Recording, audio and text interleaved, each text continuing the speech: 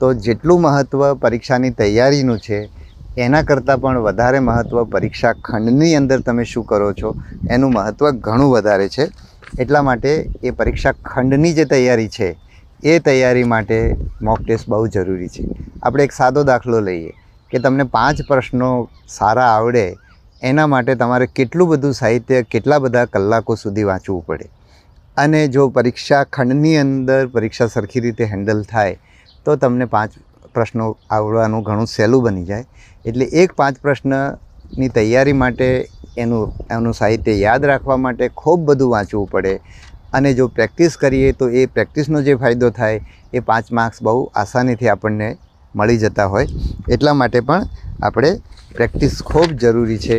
હું તો એમ કહીશ કે મોક ટેસ્ટ વિના તમે મેઇન પરીક્ષામાં પાસ થવાની શક્યતા ઘણી ઘટી જતી હોય છે. એટલા માટે મોક ટેસ્ટનું મહત્ત્વ છે.